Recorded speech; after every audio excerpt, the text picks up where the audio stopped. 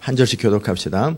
그 후에 내가 내 신을 만민에게 부어주리니 너희 자녀들은 장래일을 말할 것이며 너희 늙은이는 꿈을 꾸며 너희 젊은이는 이상을 볼 것이며 그때 내가 또 내 신을 남종과 여종에게 부어줄 것이며 내가 이적을 하늘과 땅에 베풀리니 곧 피와 불과 연기 기둥이라. 여호와의 크고 두려운 날이 이르기 전에 해가 어두워지고 달이 핏빛같이 변하려니와 누구든지 여호와 이름을 부르는 자는 구원을 얻으리니 이는 나 여호와의 말대로 시온산과 예루살렘에서 피할 자가 있을 것이며 남은 자 중에 나 여호와의 부름을 받을 자가 있을 것임이니라. 아멘. 예. 어제 말씀을 딱 읽는 과정 속에 여호와의 크고 두려운 날이 이르기 전에 라는 단어가 딱 다가왔어요. 그래서 이게 종말 직전에 나타나는, 우리 주님 오시기 직전에 나타나는 현상, 그 마태복음 24장에도 나오고 누가복음 나오고 그 계시록 6장에도 나와 있는 똑같은 단어, 똑같은 느낌이더라고요. 그래서 이렇게 봤어요. 그리고 나서 다른 책들을 봤더니 똑같더라고요. 이렇게 종말 직전에 나타나는, 이 재림 직전에 나타나는 현상이에요. 그렇다면 재림 직전에 크고 두려운 날이 뭐냐면 일곱째 나팔과 함께 주님이 이제 그 추수를 이제 마무리 짓고 이제 믿는 자와 믿지 않는 자를 나누고 그와 함께 이 땅에 심판을 쏟아붓는 그런 크고 두려운 날, 이제 역사가 끝나는 그날이잖아요. 그날 전에 무슨 일이 일어나냐면 내 신을 만민에게 부어준다라는 거예요. 또 그런 날에 이르지만, 그 크고 두려운 날이 이르지만 주의 이름을 부르는 자들에게 구원이 임한다. 구원의 기회가 그때까지는 있다라는 거예요. 마지막 후반전, 연장전, 마지막 1초 남길 때까지 골 들어가면 들어간 거잖아요. 10초 남아도 골 들어갔다고, 이거는 10초 남았기 때문에 이거는 5%만 골 쳐준다, 안 그러잖아요. 그냥 1초 남아도 들어가면 들어가는 것처럼 마지막 순간까지도 구원의 기회가 있어요. 적그리스도의 통치 3년 반 동안에도 두 증인의 역사가 있고 그 사역이 있잖아요. 그래서 결국 복음이 전해져서 어떻게 하든지 예수께로 돌아오도록, 스트러글링 하도록 그렇게 하는 것처럼 이제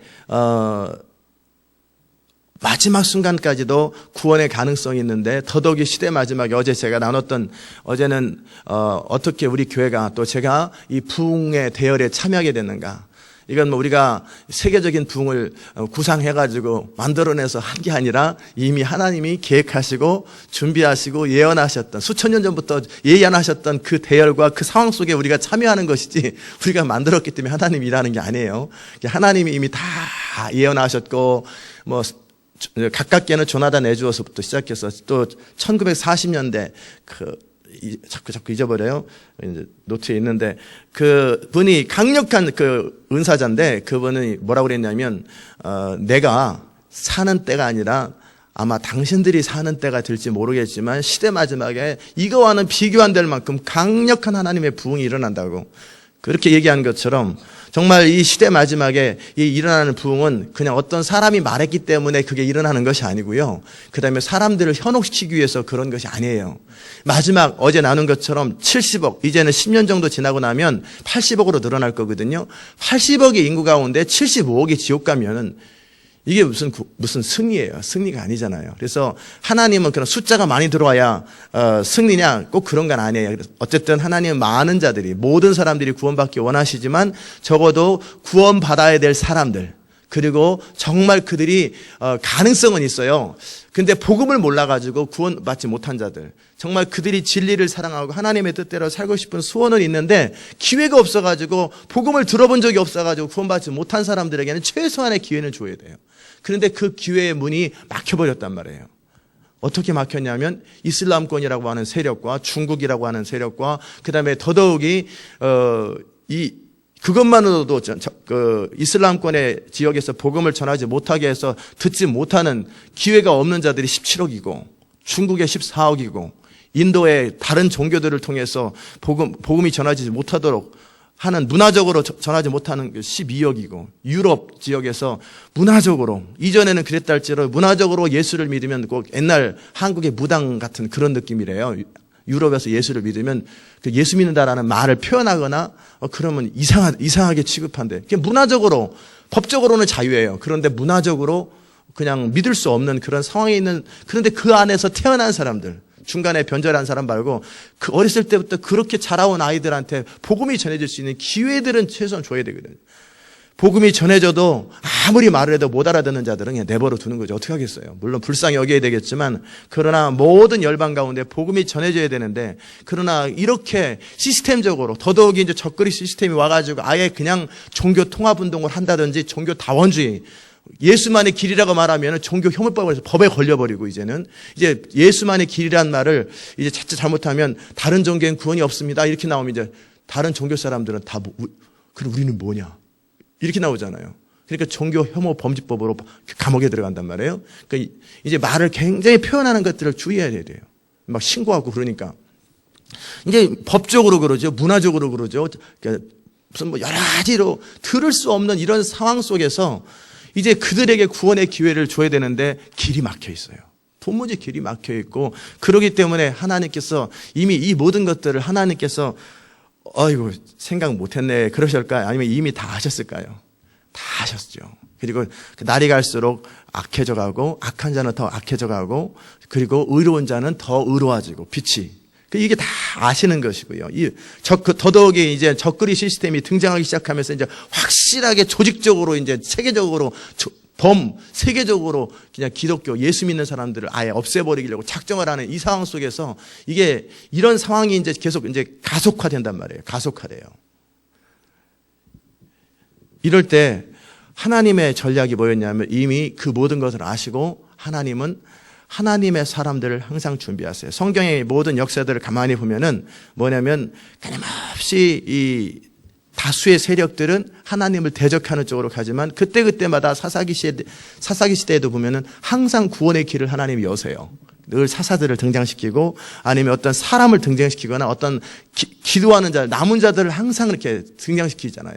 그래서 하나님은 다수를 기뻐하지 아니하고 많은 사람 자체를 기뻐하는 게 아니라 다수가 가는 넓은 길을 기뻐하지 아니하고, 그다음에 뭐를 기뻐하냐면 좁은 길을 가는 남은 자들을 기뻐한다고 그랬어요. 그리고 남은 자들을 통해 하나님은 일을 하세요. 그래서 이제 시대 마지막에 이런 상황 속에서 하나님은 이 사람들이 구원되어야 되고, 또 이 사람들에게 복음이 전달되어야 될 때, 길이 막혀 있을 때 하나님은 어떤 일을 행하시냐면 초자연적인 하나님의 역사를 허락하세요. 그 초자연적인 역사는 강력한 성령의 권능과 기름을 부어주시는 거예요. 한 번도 본 적들이 없는 그런 기적들과 그리고 역사들이 전 세계 사방에서 일어나는, 그것이 부흥이에요. 그래서 모든 자들이 그 부흥의 기간 동안에 부흥의 기간 동안에 복음을 들어본 적이 없는 사람이 하나도 없도록, 모두가 다 듣도록 기회를 허락하시는 거예요. 아멘. 그래야 구원의 가능성이 있잖아요. 일단은 뭐 본인이 선택은 어떻게 하든 진리를 들어봐야 되잖아요. 진리를 한번 들어봐야 되고, 그리고 그냥 뭐 지나가는 마이크 소리를 듣는 게 아니라 한번 성령에 의해서 한번 터치를 받아봐야 돼요. 아니면은 진리가 정확하게 그 양심에 탁 터치돼야 돼요. 그냥 지나가는 소리로 딱 들리는 그걸 뭐 주의 날에 임박했다, 못 알아듣게 주의 날에 임박했다 이렇게 해가지고 뭐 물론 그것 때문에 구원될 사람도 있지만, 그러나 적어도 그들의 양심이 한 번씩은 탁 터치돼야 돼요. 그래서 진리가 딱 부딪혀야 돼. 그래가지고 그 진리가 본인이 양심이 알아요. 옳은 대로 가야, 이게 진리라는 걸 알지만 여러저런 이유 때문에 본인이 타협을 하든 모든 걸 접어놓고 옳은 것을 추구하든 본인이 한 번씩은 선택할 수 있는 기회를 줄 수 있는 것, 저는 그것이 참 공평하고 또 옳은 것이라고 생각합니다. 그래서 하나님께서 그렇게 기회들을 주실 텐데, 그것이 뭐냐면 마지막 시대 때 하나님이 주시는 부흥이에요. 그래서 이제 전략적으로도 하나님께서 시대 마지막에 이제 뭐 5분밖에 안 남았는데 10대 1로 지고 있다. 그런데 어나다 10개를 넣어야지 이제 11대 10으로 이기는 거 아니에요? 그런 것처럼 강력하게 어떤 회오리 바람처럼 쓰나미처럼 하나님의 폭풍 같은 부흥을 몰아주시거든요. 이제 그럴 때 그 부흥을 준비하라는 거예요. 그 부흥을 준비하고 그 부흥의 파도를 타라는 거예요. 왜냐하면 그 부흥의 파도를 잘못하면 본인이 깔려 죽어요. 왜냐하면 이제 그런 부분들을 다루겠지만, 그 부흥의 시점에, 부흥의 때에 동시에 핍박도 같이 일어납니다. 왜냐하면 그렇잖아요. 상대방이 우리가 막 잠시 퇴장해 있어요. 축구팀이 잠시 저쪽에 와서 밥 먹고 있는데 그 사이에 막 우리끼리 패스해서 도로 볼각하죠. 이런 게임이 없잖아요. 그러니까 상대방도 결사적으로 이때는 방해를 할 거예요. 엄청난 핍박을 할 것이고 조롱을 할 것이고, 그러니까는 부흥의 기간 동안엔 동시에 핍박이 시작된다라고 생각하면 돼요. 엄청난 비난과 조롱과 핍박과, 그러기에 정말 순수하게 온전히 복음을 전하는 자들을 기존의 교회들이나 종교 시스템에서 어떻게 하냐면 굉장히 핍박하고 이단으로 만들고, 그래서 정말 피 흘기까지 복음을 위해서 싸우고 하는 그 어린 양의 보혈을 의지하면서 죽기까지 자기의 목숨을 아끼지 않는 사람들이 부흥의 대열인데, 그들은 그 부흥을 위해서 죽도록 충성을 하고 아예 순교하고 막 그렇게 하면서 싸워 죽어가면 피 흘리면서 싸우러 가는 그러는 과정 속에 부흥이 일어나는 거예요. 우리는 부흥 생각하면 잠시 적그리스도의 시스템이 가만히 있고 이슬람 가만히 있고 해가지고 한번 넣어봐. 그래서 이게 잘 넣네 훌륭하다 이런 거 아니에요. CNN이 방송해주고 이 전 세계에 이렇게 부흥이 일어납니다, 여러분 같이 부흥에 대해 참여하시고, 이렇게 안 해요. 엄청난 핍박이 있고 엄청난 반대가 있고 엄청난 조롱이 있고 회방이 있고 어떨 때는 막 테러가 있고 막 그런단 말이에요. 그래도 목숨을 걸고 가는 거예요. 목숨을 걸고 그렇게 할 때 하나님의 능력이 그때 나타나요. 아멘. 하나님의 역사는 언제 나타나냐면 반드시 사자굴에 들어가기 전까지는 안 나타나요. 사자굴에 들어가야 역사가 나타나는 거예요. 그러니까 여러분이 부흥을 위해서 준비하는 것, 뜻을 정하는 것뿐만 아니라 이제 자기 목숨을 아끼지 않고 사자굴에 들어가야 되는 거예요. 근데 들어갔다가 사자가 물을 때 그 이빨이 얼마나 아플까? 그 아플 거 생각하면서 나 안 들어가. 그러면 그 사람을 통해 부흥은 일어나지 않아요. 아무리 부흥에 대한 이야기를 들었고 머리에 무슨 막 믿는 자의 권세 절절절절 깨고 있어요. 그러나 그 안에 있는 두려움, 결국 자기 목숨을 아끼지 아니하고 옳은 것과 진리를 향해서 과감하게 갈 수 있는 이런 사람이 아닌 이상은 사단이 일단은 퍼스널 차원, 개인적인 차원에서 어떻게 하냐면 그를 공식적으로 집단적으로 핍박하는 건 나중에 하더라도 그를 유혹할 거 아니에요. 돈 잘 벌리는 쪽으로. 뭔가 해보려고 했더니 벼랑에 사업이 잘 돼. 사업에 빠지게 만드는 거지. 복음 전하지 못하도록. 그래서 그렇다고 헌금을 드리려 했더니 그 다음 사업 투자하면 더 잘 될 것 같아. 또 그 모은 수익까지 또 거기에 투자하고 그 다음에 또 투자. 그러다 보니까 10년이 다 지나갔어. 그러니까 부흥의 기간 딱 끝났어. 이제는 그러다 보니까 벼랑에 불경기 때문에 망해버렸어. 이 사람 뭐 한 거예요? 완전히 속은 거지. 그냥 돈 벌어가지고 돈이 막 벌려요. 평상시에 안 벌리던 돈이 10배로 벌리니까 너무 좋아가지고 딱 보니까 길이 또 그런 사람 또 길이 보이잖아요. 투자할 수 있는. 거기에 막 투자하고 막 정신없이 막 돈이 막 통장에 들어왔다 나갔다 한참 하다가 이제 부흥의 기간이 딱 끝났어요. 그리고 나니까 딱 화폐가 종이가 돼버렸어요. 그래가지고 이 사람 쫄딱 망했어요. 그러면 이 사람은 뭐예요? 열심히 바빴어요. 근데 부흥이 딱 끝났어요. 아무것도 한 일 없죠. 그게 뭐예요? 전략이에요, 사단이. 사업하는 자들 그렇게 속일 거예요. 바쁘게 만들고 정신없게 만들고.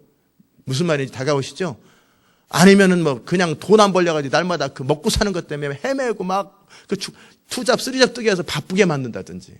아니면 자존심이 약한 사람들, 즉 자존감이 약한 사람들은 뭐냐면 너 같은 사람이 부흥회 때 쓰임 받냐? 너는 한심해서 안 돼! 막 그러면 그래 나는 안 돼! 가지고 그저기저 주저앉아버리게 만들고 감정적으로 쳐버릴 것이고 게으르게 만들 것이고 각자의 약점 쪽으로 빠져나가서 그 부흥 때 목숨 걸지 못하고 목숨은커녕 어디까지 그냥 복음조차 전하는 것조차도 이상하게 만들고 이제는 담대하게 이 교회의 그 충성스러운 일꾼으로서 하나님의 복음을 증거하고 사람들에게 쉬운 인터내셔널 교회 다니면서 이 온전한 복음을 전하는 이 교회를 선전하기보다는 사람들이 이제는 막 뭐라 그러면은 마치 성경책 이렇게 집어넣고 다니는 것처럼 어느 교회 다니냐? 예, 가까운 데 다녀요.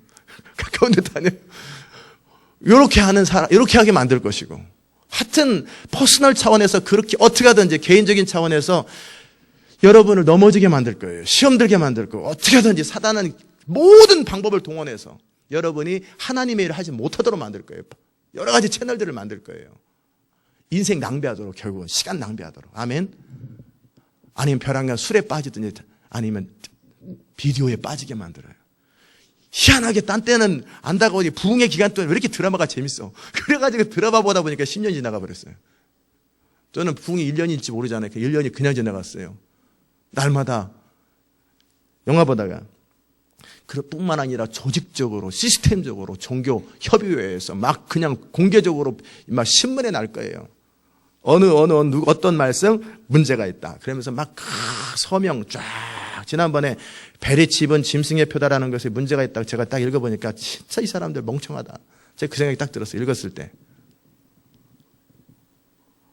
왜 그래 나오냐면 짐승의 표가 되려면 적그리스도가 등장한 다음에 나타나는 거예요. 그래서 야, 이렇게 멍청할까? 사도 바울이 마귀의 계계를 우리가 모르는 바가 아니더라 할지도 일단 적그리스도가 딱 등장한 다음에 인포스 압력을 가하는 건 뭐냐면 이미 세력을 얻었기 때문에 그렇게 하는 거죠. 그전에는 속임이 있는 거죠. 그전에는 속여가지고 하는 거고, 그 다음에 일단 세력을 얻었는데 뭐로 속여요? 강제로 그냥. 이슬람이 마치 그 세력을 얻기 전에는 나이스 하잖아요. 그렇지만 세력을 딱 얻은 다음에 그냥 죽여버리잖아요, 다. 그런 것처럼 적그리스도가 딱 등장했을 때 칩을 맞으라고 하는 것은 이미 세력을 얻었기 때문에 이거는 선전도 필요 없어. 그냥 다 죽여버리면 돼요. 안 맞으면. 이거 그때까지 기다리다가 이전에 맞은 사람 어떡하냔 말이에요. 그 전에 속인다라는 사실을. 광명한 천사처럼 나타나지만 일단 세력을 얻으면 사자처럼 나타나고 아니면 이리처럼 나타나는 그게 마귀의 특징인데, 와, 이렇게 멍청할까 사람들이. 근데 그 이름 쫙 써놨는데 앞날이 뻔하다 이 사람들. 성도들 불쌍하다. 막 그런 생각이 드는 거예요. 이렇게 지혜가 없고 분별력이 없어. 거기다 또 남들 쓰니까 덩달아 이름 빌려 썼는지 아니면 누군가 대표로 해가지고 동네 목사님 이름 갖다 써놨는지 모르겠지만 너무나 웃기는 거예요. 설령 베리칩이 짐승의 표든 아니든 그 이유들을 바라봤을 때 너무나 어쩌면 수준이 떨어져요.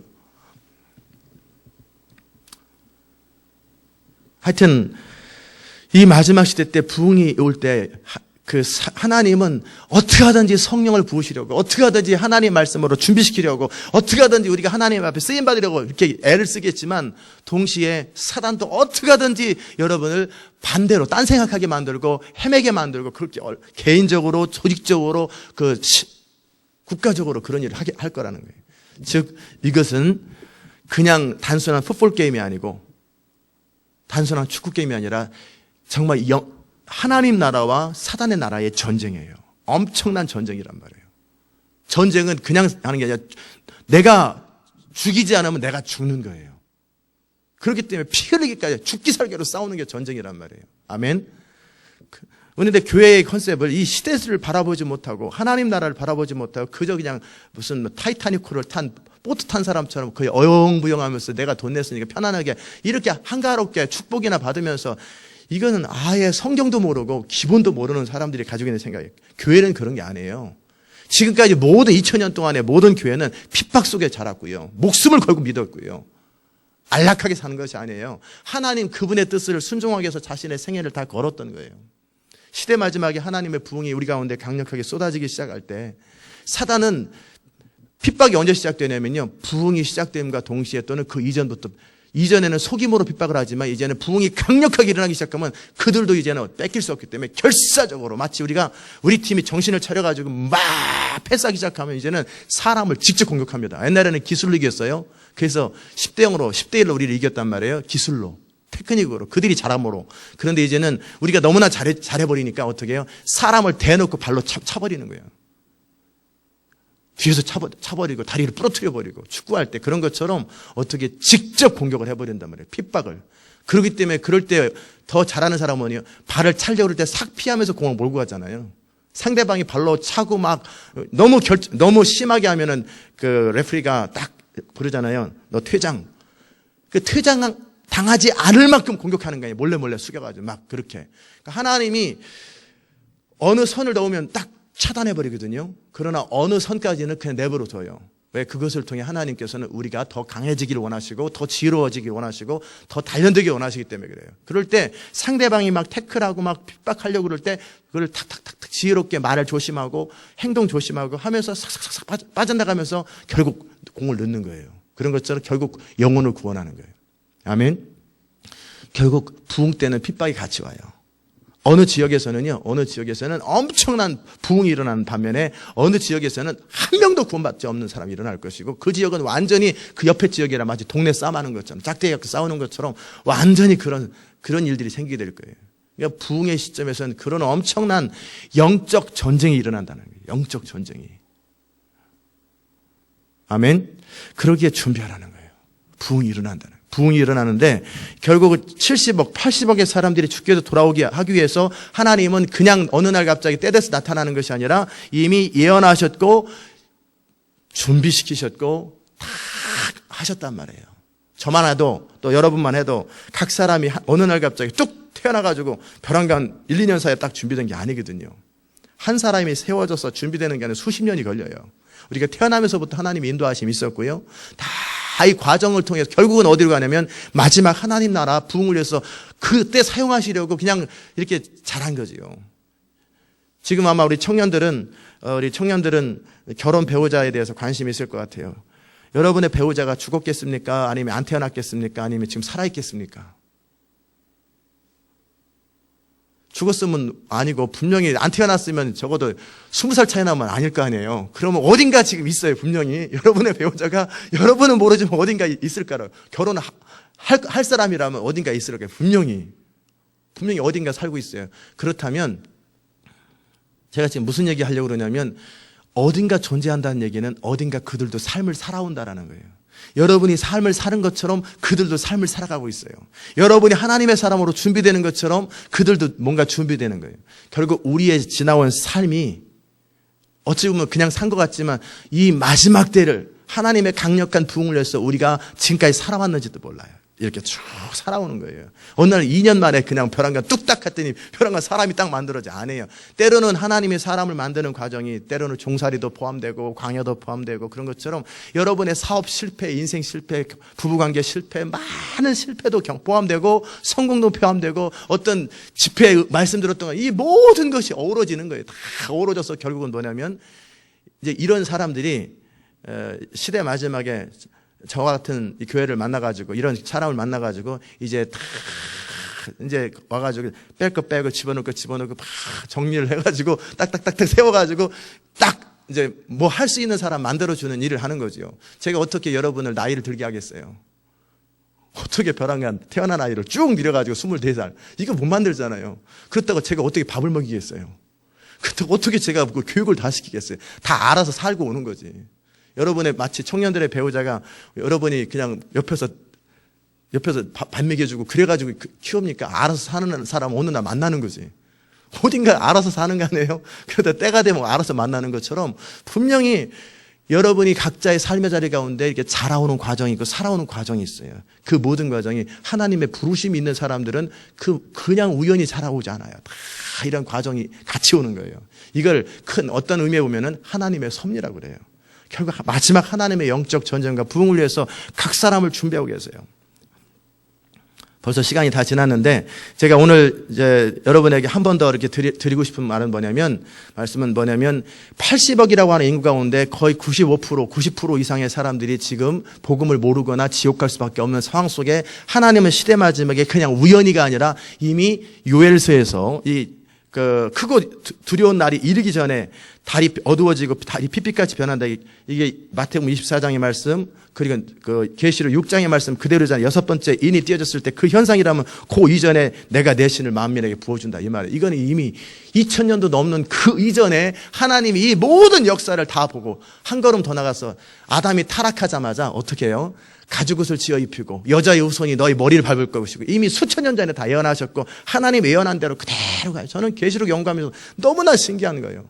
어떻게 요즘 시스템을 하나님이 다 말씀한 대로 이렇게 돌아가실까? 시스템이 어떻게 666이라는 단어를 그대로 성경에 있는 걸 그대로 그들은 또 쓸까? 바보도 아닐진데 그러면 또 이제 속이려고 육자를 거꾸로 약간 비틀어가지고 사용하는데 그들도 희한하잖아요. 어떻게 성경에 있는 걸 뻔히 안 읽나 그 사람들은 읽을 텐데 근데 그걸 그대로 사용한단 말이에요. 성경이 말하는 그대로 가고 있어요. 그런데 문제는 뭐냐면 그래서 계시록을 쉽게 못 알아듣게 만들어 놓은 거예요. 적그리스도나 그 사람들이 사용할까 봐.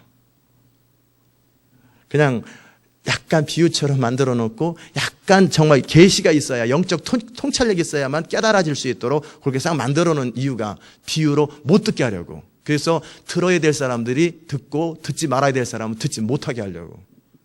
그랬다라는 생각이 든다라는 거예요. 결국 이 하나님이 말씀하신 계시록의 최종적 하나님 나라의 완성을 위해서 가는 과정 속에 적그리스도가 등장하고 그런 일들이 등장하지만 그 이전에 하나님은 하나님의 일을 다 하신다라는 거예요. 그 과정 속에 하나가 뭐냐면 부흥이에요. 그 부흥이 온다라는 거예요. 그래서 그 부흥은 내 신을 만민에게 부어주겠다라는 거예요.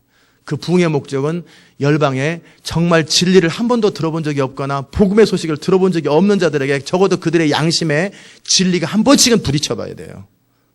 지나가는 편말로 듣든지 어떤 형태로든지 하나님은 하나님의 방법으로 그 사람의 양심 가운데 한번 탁 터치 한번 하셔야 돼요. 그래서 본인이 선택할 수 있도록. 못 들었는데요, 그러지 않도록 정확하게 한 번씩은 딱 들어봐야 돼요. 정확하게 그냥 뻔한 얘기, 지나가는 얘기가 아니라 정확하게 하나님 앞에서 정면으로 한번 서보는 순간이 있어야 돼요. 그리고 본인이 거절하더라도. 그래야 나중에 핑계를 못 할 거 아니에요. 그렇게 하기 위해서 복음이 전해져야 돼요. 복음이 전해져야 돼요.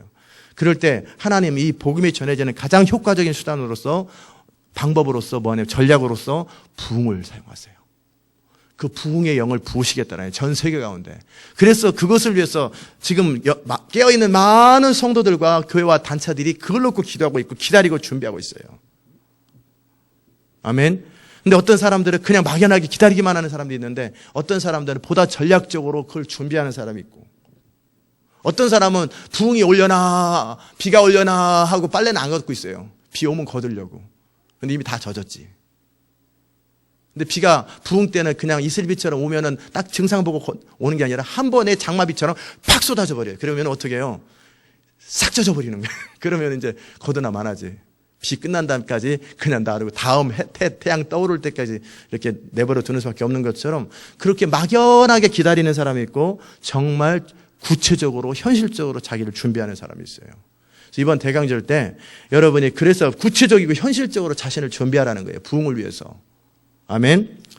말씀 마무리합니다. 제가 오늘 어제는 어떻게 우리 교회가 부흥으로 가게 되는 참여하게 되는지 잠깐의 과정들을 설명했지만 정말 하나님은 시대 마지막에 정말 진리를 따라 살기 원하는 자들이 하나님의 뜻대로 살기 원하는 자들이 다 하나님의 말씀을 듣게 되어 있고 이런 시대에 대한 말씀을 듣는 채널들을 다 허락하세요. 그런 과정 속에 우리가 CD 보내는 것도요. 모든 사람들이 진짜 준비됐거나 사모하는 자들에게 그런 채널들을 열어주는 거예요. 저도 그런 채널을 통해 주께로 돌아가고 어떤 사람도 어느 날 물론 그런 경우도 있겠지만 자다가 깨가지고 부흥이 온다 막 그래가지고 그런 사람이 있겠지만 물론 그런 경우는 거의 극히 예외일 테고 누군가의 책이라든지 누군가의 말씀이든지 먼저 간 자들의 이야기를 들었을 거예요. 먼저 간 자들의 인포메이션과 설교를 통해서 사람이 변화되잖아요. 저도 그렇게 된 것처럼 여러분도 그렇게 되는 것처럼 누군가 그런 사람이 또 있을 거라고요. 먼저 가는 자들이. 그런데 중요한 건 먼저 간 자들보다 나중 간 자들이 먼저 갈 수도 있다는 거예요. 왜요? 먼저 가고 말은 하는데 알긴 알았는데 삶으로 준비 안 하고 머리로 알고 있었던 사람이 있었고요. 근데 뒤늦게라도 이게 뭐야? 그리고 정신 차리고 진짜 목숨을 걸고 달려가는 사람들은 나중된 자가 더 먼저 가요. 하나님 나라는 절대 시간의 문제가 아니에요. 하나님 나라는 뭐의 문제냐면요. 밭에 감춘 보화를 발견하고 얼마나 자기의 전부를 걸을 수 있느냐의 문제예요. 아멘.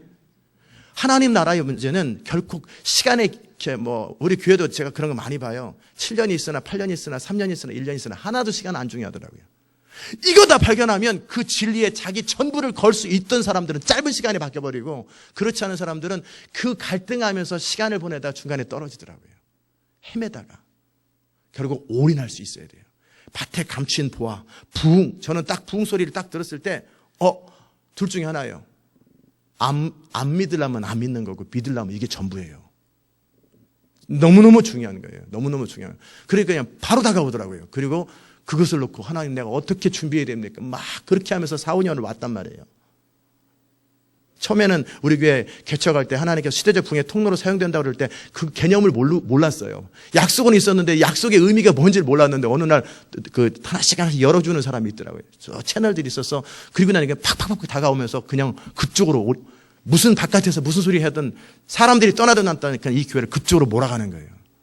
이런 게 중요해요. 여러분이 일단은 몰랐을 때는 모르는 대로 살지만 안다면은 삶을 추스려서 집중해서 그쪽으로 전력 질주해야 돼요. 그것이 빠른 길을 가는 방법이에요.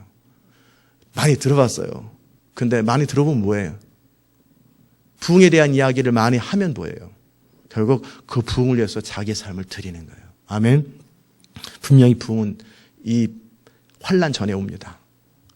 7년 환난 전에 핍박이 시작되기 전에 아예 조직적인 핍박이 시작되기 전에 하나님의 부흥이 임합니다.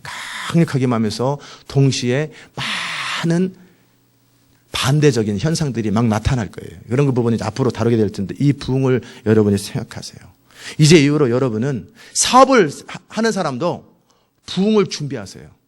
아까 제가 표현한 것처럼 그냥 평상시 때 10,000불 벌리던 사람이 편한 10만 불, 20만 불씩 한 달에 벌려요. 근데 그 돈 가지고 투자하면 또 100만 불씩 또 벌려요. 그렇게 왔다 갔다 늦다 뺐다. 어젯밤에 제가 꿈을 꿨는데 증권을 하는 꿈을 꿨어요. 그냥 너무나 스피드가 빠르는데요. 이 탁 하면은 어느 순간에 이게 막 대박이 팍 터져요. 몇백 배로 막 팍팍 늘어났다가 또 잘못 투자하면 싹 없어져 버려요.